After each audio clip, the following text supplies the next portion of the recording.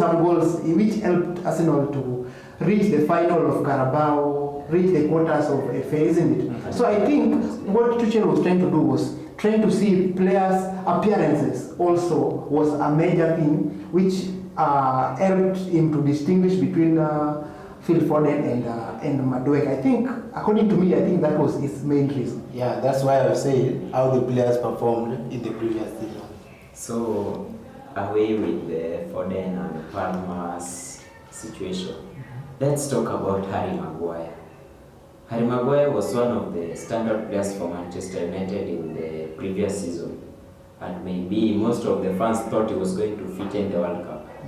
And even I personally was expecting to see Maguire at the World Cup. So, do you think leaving out Maguire was also the player rotation, or it was just a tactical decision by the coach? I think this one for Maguire was a tactical decision because Maguire has helped Manchester United a lot. Maguire plays defense, isn't it? Yeah. He has helped Manchester United not to concede a lot of goals. They always Martinez, isn't it? Yeah, he has helped Manchester United a lot in the defense, and even me, I expected Maguire to be in the World Cup. But when I looked at the players who are called for the World Cup, I was surprised not to see Maguire. I think this one is a tactical approach because there are many defenders. You can't say that Maguire is the only defender. In this country, there are many defenders, and that one is according to the coach's own view. Yeah. Yeah, so maybe let's get away with the England sport matters and maybe we can come back to Africa. So Africa has taken a lot of countries to the World Cup. We have seen countries like Morocco, Senegal, Tunisia. We have Ivory Coast. Even DR Congo, I think, is in World Cup. Yeah, DR Congo is also in the World Cup. And most of these nations, a nation like Morocco and Senegal, they have always been performing very well when it comes to the World Cup. Like in the 2022 World Cup, we saw Morocco reach the semi-finals, where they were knocked out by France in the semi-senior. Yeah. So, and then a team like Senegal, they have always been performing well. We saw them at the AFCON in early January. They were crowned the champions before later the decision was made to give the victory to Morocco. So which African team do you think will maybe can go higher than the others, maybe reach the quarters or even reach the final? I think at that position when we say that which country, African country, personally I can say the other countries are going to try their best. They're going to try because they are not being checked on so much. The much focus of the Africans now is Senegal and Morocco, because I think that after that AFCON there might be some rivalry between these two teams. So they want to prove to Africans which team, which Senegal and Morocco, which country is the best. Because I think once the AFCON once AFCON kuisha, this thing, the two teams became rivals, because you see even the last minute, once before the game end, we saw what happened in the field when they saw a bad game was played by a Moroccan team, by Senegal team, and they were offered they gave to this guy, and yes. Yeah. The thing that happens there, we saw another time they were given another extra time, and we saw it was fair, but somehow we see that there was some I think they were balancing between these two teams, and I think there was some corruption there.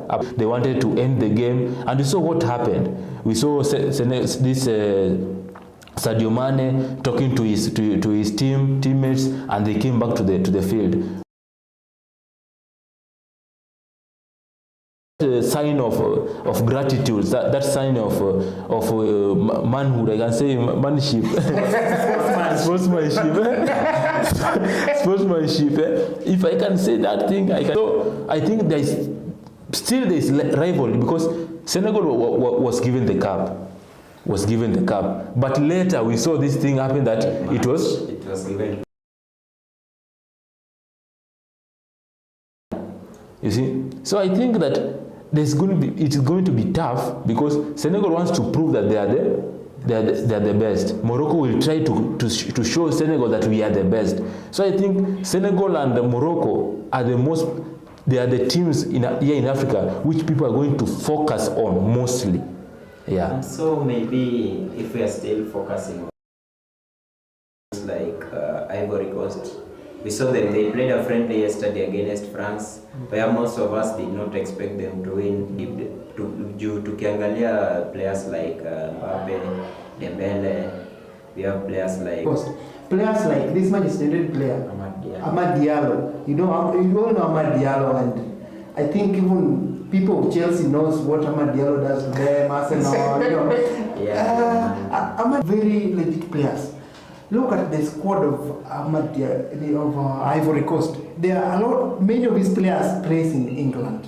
I think in Europe. They play in Europe, not even in England. They play in Europe, yeah. Many of it. And Europe, is the center of football. There is football in Europe. Many players in football. So we should not degrade Ivory Coast. I think Ivory Coast can shock people somehow. They can reach a certain level which they are not expected. Was it 2018? And they are not up in 2022, they played the final, isn't it? And did you expect a team like Ivory Coast to win France? It was very hard. People like Mbappe, people like Vinicius. Play alone, and you see every time he's complaining because what you expect from your teammates you can't get. You can't say that Amad Diallo imagines that all players are from Man United, so he can't play alone. So if you say that you disagree with me, my friend, you can't disagree with me. You also know. Cut that long story. Let's just finish this story by saying that in a team it's not it's not a matter of how good an individual plays or how good a team plays against the other and ends up losing the game. Whatever matters in a football game to most of the fans is we won that match. That's what matters most. Because in most instances we have seen a team winning even with a possession of 20% and the others 80%. So in football, outplaying the other is not only that does not matter. What matters is who wins the game. Yeah. So we are still focusing on African teams. So in the past World Cups we have watched, we saw that it's only Morocco that managed to reach higher. That was in 2022, where they reached the semi-final. So what lesson should the other African teams that are going to this World Cup learn from Morocco in 2022, and the things that they should implement so that they can at least go higher than they were? Because in most cases we have seen African teams, they do not go past the group stages. If they go past the group stages, you get that it's only 2 or 3 teams. So what do you think they should learn from the previous World Cups so that this time they at least go higher than how they have always been? Number one, I think what they should learn from Morocco is, number one, how they cooperated in their games, teamwork. I'm talking about teamwork. How they used to supply balls to each other. There is this I don't know if I can call it disease, that somebody wants to be identified as the key player of a team. So in that case, you will find that this person wants to win every ball he wants to possess it and do all sorts of things, and at long run you will end up losing the game. So what I can say is that they should look at how those people cooperated in their previous games, and only that, how they cooperated in teamwork. So that's what I can say. Yeah, if I can add something, as my colleague have said here, that teamwork. Morocco, when we see Morocco, we can see how they play their ball, the football they are playing, how they are playing their touches, how when they enter the field, this morale that they have, that we are going to win this. Once you're a player and once you are in a team, an international team, you should know that what you need is a win. And when you come to the field, you're coming with that mentality that you are going to win this. So Morocco, I think, they have that strategy that we have to win this. We have to win it. And a team that wants to win something, they must have this strategy that they're going to use. Nobody is going to score more than the other one. Because when you see how Morocco plays, you see Hakim is a defense. But they value that player the most. Why? Because of how he plays, how he coordinates the team, how he brings how he defends. That man plays everywhere. He can fit everywhere. You see him, after sometimes he's in the midfield, after sometimes he's in the striking, after sometimes he's in the defense. You see, that man plays very well. So, and he has never complained. You know, we see many people who plays international, like somebody like Osimhen. That's why Nigeria cannot go far. I can say that is the reason why they can't go far. Because Osimhen thinks that once I am in an international team, these players are good. And he carries himself like, I am the best. I am the best. These people cannot be compared to the way I play. You see? So anytime he expects that the way he plays outside there is the way his teammates will play. You see that mentality, like being a star, being supported by most of the people. You see now, you see what he will always see is losing. Because once he thinks that these people can give him the ball the same way he used to receive from other players that he used to play with out there in Europe. So I think mentality of these people, like my brother said here, like Ahmad. You see, Ahmad is always disappointed because he thinks that you'll always be disappointed because what to expect from your teammates.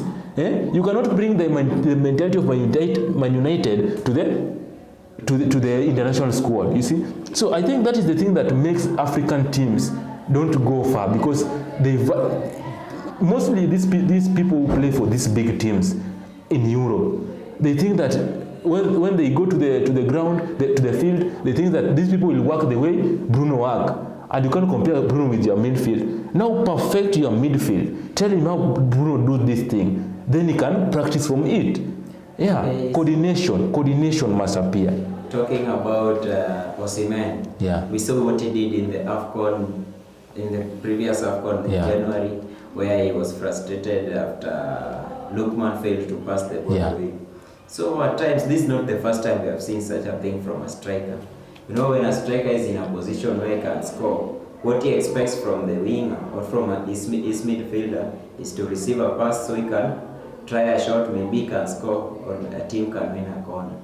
That's what we call teamwork, yeah. So when Osimhen was frustrated at Lookman, after that he went to the press and he said why he was frustrated. And maybe some of the fans said, yeah, he had every reason to be frustrated because he was in a position to score. But Lookman decided not to pass the ball and that chance was wasted. So do you think when you are a striker like Osimhen, what Osimhen did, so let's assume you are now a striker, how could you have reacted to an extent that it could have not generated very much pressure to you as a player? Because we saw most of the attention was given to Osimhen's reaction. What could you have done so that most of the attention could have not been given to such an incident? You know, as a striker, you should understand your teammates. That means when a player cannot pass a ball to you, that means there was wrangles while you are training. Because you can't tell me that I'm in a position that I can score, and then you refuse to give me the ball. That means these players, I think these African players, they have this attitude while they're in the field, which I see in other nations out there, they don't have that attitude, you see.